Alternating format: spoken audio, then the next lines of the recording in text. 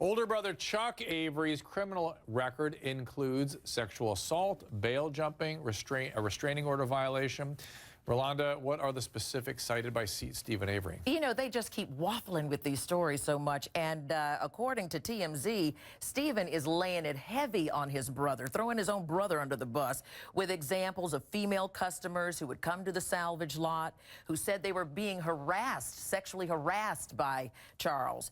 He said that the TMZ is reporting that at times Charles would show up at these women's homes, asking them out on dates, calling them, sending them flowers even. One said that Charles told her he'd driven by her home and seen her in a bathing suit. And then the younger brother, Earl, his rap sheet includes sexual assault, using a surveillance device to, quote, capture image of nudity. What the? Yeah, but see, the thing of the allegations against Charles is that all of this happened within 3 months of Teresa's disappearance. But at the same time, the documentary points out, or the evidence is pointing out that wasn't in the documentary, that Steven had actually been harassed, so-called harassing, or making Teresa feel creepy, as she said. She was creeped out. He came to the door one time when she went to take pictures in a towel, and she felt very uncomfortable. And word is she had said something to people at work that she didn't want to go back there anymore. So, Counselor, what are the limits to the length you guys will go to cast reasonable doubt? How many people will you pull into the web of guilt? Your own brothers, law enforcement. You, as a defense attorney. So there's no limit to who others' lives you will affect with that guy's behavior? Well, look at it this way. I mean, that is your ethical duty as a defense lawyer. That's what I'm talking about is ethics, Anahita. What's the ethics of this? And would you not agree that this evidence, would have been relevant about the brothers? If you were a juror in that case, would you not want to know that his own two brothers both had a history of sexual assault? Yes or no, Dr. Drew? If I were the guilty party ready to pull my brothers in, no, I would not want my... Yeah, but the brothers, but Anahita, the brothers, that was 3 months before the murder.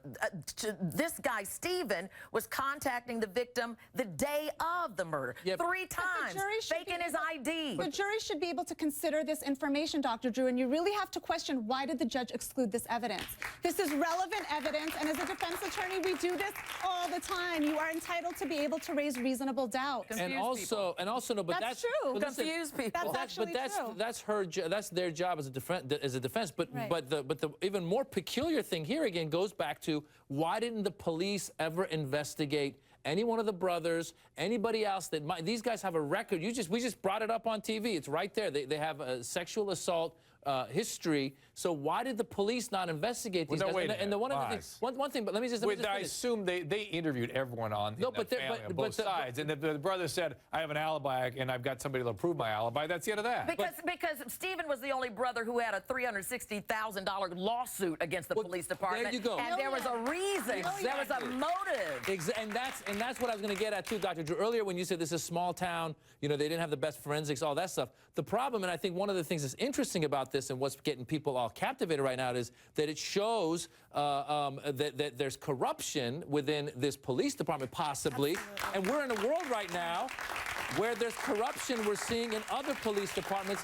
So it does have bigger repercussions, because as much as I want to support the police, sometimes, you know, they're doing things that aren't right. That has been in the press these days, but Anahita has just on the record told us that her job is to confuse us. That's right. And then the documentarians, take the counselor's information and put that out as a dispassionate sort of evaluation of the facts that you are presenting intentionally to cloud and confuse the mind of the jurors. That's your job. You said it. The reality is there is reasonable doubt in confusion. There is. And that, as a defense attorney, your ethical obligation is to you fulfilled it. And so did these defense attorneys. And then these documentarians present that as factual. As a journalist, my job is to get the facts, miss. Nothing but the facts. Thank you. Deal with the evidence. Put it out there.